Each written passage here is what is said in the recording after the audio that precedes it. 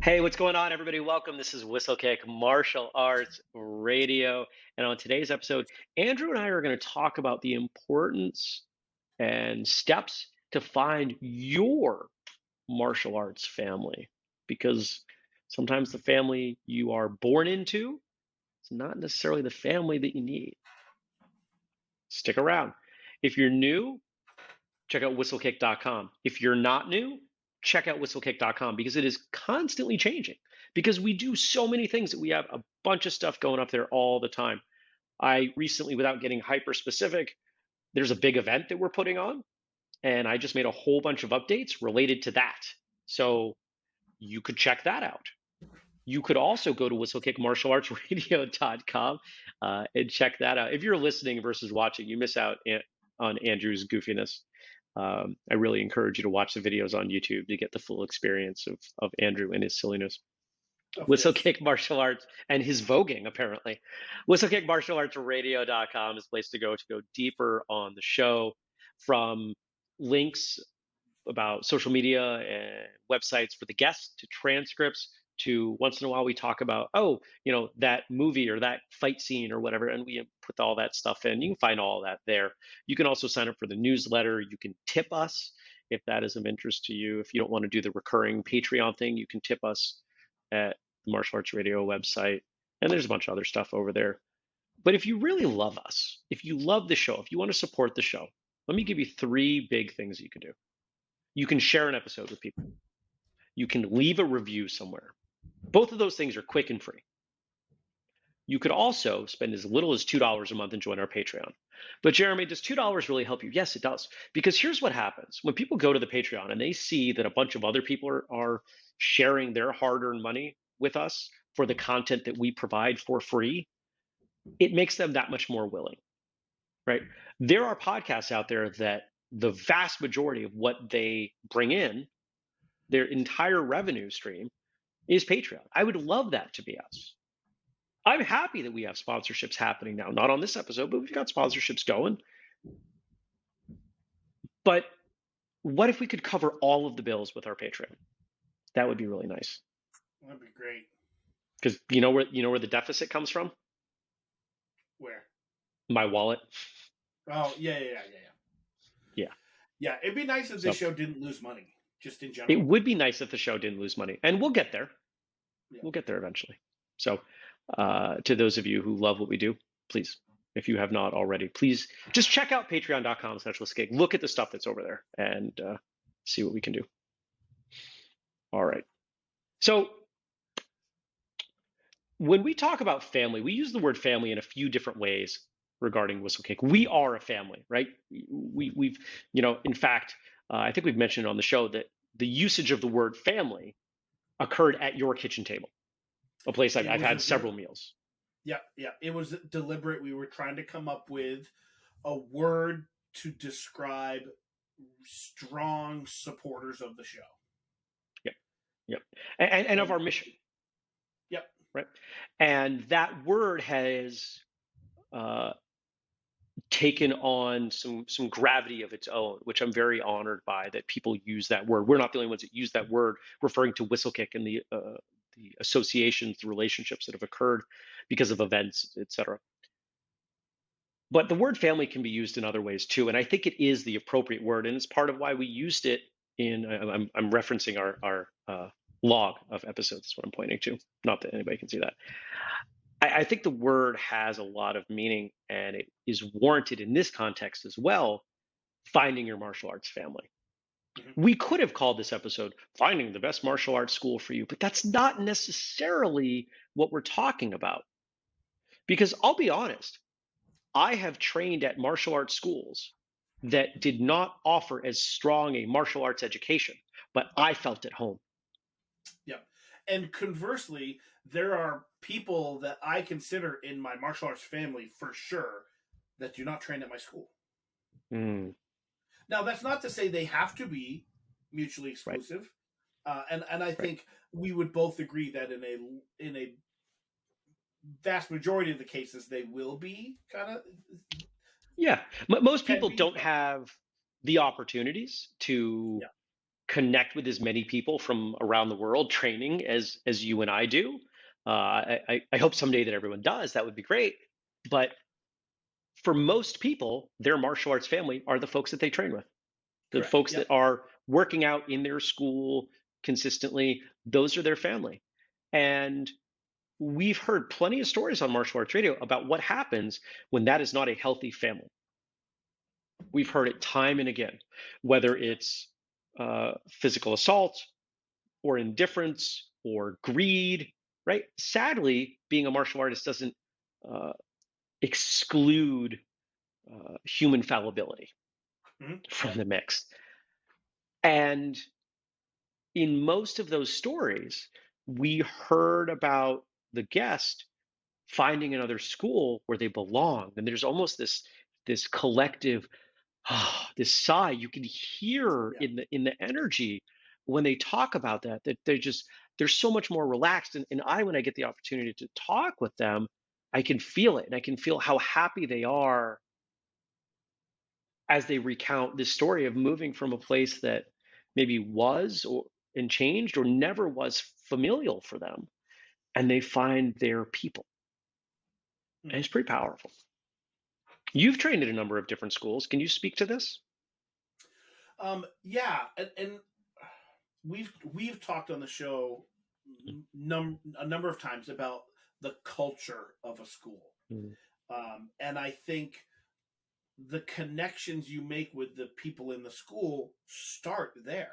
They start with the sure. culture that the school has fostered, or maybe hasn't fostered is another way that that could happen as well, right? And um, I think the first step is determining what it is you're looking for in the in the school itself, right? Outside of looking at the people in the school, looking at being in an environment that is the type of environment that you want to be in. Mm, Does that make sense? it does. It absolutely does. Now, this can be difficult because sometimes you've got to stay at the school you're at for whatever reason, right? You have we talk a lot about why, and identifying the why is so critical. It is not always possible that your why and your people, your family, line up directly. Mm-hmm. It's beautiful when it does. It doesn't always happen that way. And I'm not even going to speculate whether it's most of the time it does or it doesn't. I don't know that it matters. But sometimes you have to piece your family together. That is not an uncommon thing for people to talk about their personal lives, that maybe they grew up with a difficult blood family, Mm-hmm. and their family now is a group of people that they've pieced together that essentially are friends. They're family, friendsgiving, right? Like these are Yep. terms that Yep. we often use. And martial arts family can be very similar. You know, um, it's something that we see occur at whistlekick events quite often Yep. because a lot of the people that show up have been around for a long time. And sadly, the longer you do a thing, the more likely you're going to experience some bad stuff. And Yep. for some people, they can only handle so many bad experiences before they withdraw. And getting them to come to a whistlekick event might not always be easy, but when they do, they realize, oh, there are some other people here that maybe I want them to be part of my family. I would guess there are quite a few people out there who consider you and I part of their martial arts family, probably even if they don't know us personally, It's because we're possible. we're we're in their ears, twice a week, and they like hearing what we say, and we've gotten them to think, and they find value in spending the time with us. And I consider everyone out there to be part of my martial arts family as a collection. I mean, I don't know all of you personally, and I don't even know probably most, well, certainly I don't know most of your names, but I know who you are as a group, and I do think about you. And a great deal of what I do and why I do it is because of you. And if that's not family, I don't know what it is. Hmm. Yeah, it's a good point. Your turn. So, I talked about step one, looking at like what it is you're looking for. If in a martial arts school, Mm, for me, and I've talked about this in the past, that I'm not a big Mm, guy, tournament goer. There are definitely benefits and value to going to tournaments, which I have started to do one or two a mm, year, mhm. but I would not find comfort being at a school that does 25 tournaments a year. And There's makes it a strong part of their culture. Yeah, because but even if they didn't make it a strong part of, even if they didn't intentionally make it a strong part of their Mm, culture, I see what you're saying. they they're going to be going to 25 tournaments a year. There's going to be, intentional or not, pressure to go, Yeah, I see what you're saying. right? And so there's zero judgment for schools that do that. It's just not what I was looking Yeah. for. And so when I, started looking into training after, a couple of years off, that was one of my first things I looked Mm, for. Is I looked for a school that was not a large competition school, because that fit into what I was looking for. And if everybody is at that school that is also not looking for lots of tournaments, we already have something in common. We already have a bridge that we can stand on to talk to each other, which helps make that family connection start to happen. And mm, so I think finding the right school for you, that's absolutely the first step in finding your right family. yeah. The word that was coming to mind as you were speaking is alignment. Sure. That if Yep. your why lines up with the how the school operates and trains and their why and the whys of the other people, if those things will start to line up, Yep. that's your Yep. family. Because if we go Mm-hmm. back to the examples outside of the martial arts, if you are born into a family that is one way and you're very much a different way, you're not in alignment. And maybe, yeah, I'll hear people say, well, yeah, they're my family, right? But there's no conviction there. But the Yeah. people I really feel like are family are these other people over here that I'm aligned with, right? Yeah. Yeah. So it's about, first it's your why, right? Like I beat that horse. I'm going to keep beating it because it needs, people do not spend enough time identifying why they do things. If you understand why you train and what's important to you, then you can find the school that matches up. This is why I get so frustrated when people start with, well, I trained in this style. I need to find another school that's in this style. Not the most important thing. Yeah. Yep. Yeah. Absolutely. I couldn't agree more, because the broad generalization. I just made that word up. Generalization. I don't No, that's a know. that's a real word. Okay. That's Good. just Yes. that's just called talking. But the overall reasons for, for your wanting to train, like, I wasn't looking for a competition school, but I wasn't also narrowing it down to, I had trained in Shotokan. I was not narrowing my mindset to, I have to find a Shotokan school, because that wasn't what was important to me. The important thing to me was that I was training and I was getting active and I was learning new things. It could have been kung fu. I have zero experience in kung fu, but it could have been. But I walked in and was looking for a non-tournament school. Then I started looking at the instructor and how they taught, and their teaching style. Because if I'm not happy learning from this particular individual, or if they teach in a style that I would not be able to learn from, Mm, then it's not going to be enjoyable for me. And so I am less likely to form personal connections with other students, because I'm going to go there and not be happy to begin with. yep. I want to come at this at a slightly different angle because there's still so many people out there who, when they qualify a school, they start Mm-hmm. with style. They start with Yeah. whatever the training methodology is of that school. And for me, that is so far down the list. And I think that if you truly want to be happy and you want an environment where you are going to thrive, not just as a martial artist, but as a human being, then the style is, as you just talked about, is far down the list. For me, Yep. I start with, where am I going to be motivated to go to consistently? Hmm. I've lived in areas where, there's a school down the street, and I choose to drive an hour that way because the school that Good way point. Yep. lines up with what I want. It, it's aligned with my why. It is my family, and my family Hmm. has changed. My martial arts family has changed multiple times. But when I think back on those times, those memories, those family gatherings, they were really significant to me because that group of us, whether it was 5 or 50, had something in common that was far more than the techniques that we were doing. Yeah, exactly. Yeah. Anything else we want to say on this before I No, encourage? I'm going to encourage people.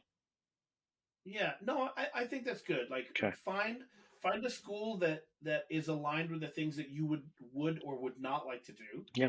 Then look at the instructor and watch a class or two, or take part. I encourage taking part. I know everyone's like, just watch a class, just sit and watch. I'd much rather get up and do. That's Hmm. me personally. But check out the instructor's teaching style, and make sure that it aligns with what you are looking for. And I think if you do that, and if everyone does that, then you know that you're in a place where it'll be a lot easier for you to find a family Hmm. within that community. So this is what I want to encourage you. Most of us know what an unhealthy blood family looks like. You know what an unhealthy martial arts family looks like too. If you are in a school that is not aligned with what is important to you, doesn't matter if it's good for other people. If it's not good for you, it's time to find another option. And it's time to make that a priority, because a number of things happen when you refuse to put in the effort to find your true martial arts family. You slow your progress as a martial artist and as a human being. You likely contribute negative energy to the group that you're in. So you're actually harming everyone else, probably a little bit. And if it's something that is significant, or if things are occurring that should not be occurring, by you remaining, you are giving implicit permission to the people committing those acts to continue committing them. None of those are okay. You deserve better. Hmm. Everyone deserves better. And if someone tells you otherwise, you can send them my way. You can have them email me, jeremy@whistlekick.com. I will explain it to them. I have no problem doing that. I Cool. think, right? We're good. Anything else? We Yeah. got it. Yeah. Yeah. Okay. Yeah. Uh, this is where we used to do more of this, but if somebody out there has a situation that they want to unpack, reach out. It is always private unless you don't want it to be. Maybe we put you on the show with a voice changer. If we can silhouette you and voice changer you like old news magazine shows like 2020 and Hard Copy and stuff. They used to do that. That stuff was Yeah. fun. Yeah. I'm not saying we have to do that, but regardless, anything that you ever share with me is private unless I explicitly ask you if it cannot be and you give me permission. So if you have a circumstance that you want to talk through, because I've done this dozens of times with people, I'm here. I will support you. If you're not comfortable coming to me, Andrew, can I speak for you that you are also comfortable with that? Absolutely. Okay.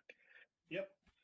So don't be afraid to reach out to us. Or if you have somebody else that you're more comfortable with, talk to them. You deserve to have a true martial arts family. If you have never been in that kind of situation before, I can't even tell you how much it will change everything for you. And if you are kind of on your own, you're not sure where your family is, well, you can count me as part of your family. Email me. Tell me that you're doing that. Okay. Would love to hear from you regardless. Our social media is at whistlekick, jeremy@whistlekick.com, andrew at whistlekickmartialartsradio.com. If you want to have us out for a seminar, let us know. If you want to get on the waiting list for consulting, if you want your school to grow in the most authentic, integrity driven methodology that I'm aware of existing in the martial arts consulting space, let me know. I appreciate every one of you. Thank you for your time. Until next time, train hard, Train hard, smile, smile, and have a have great a day. great day.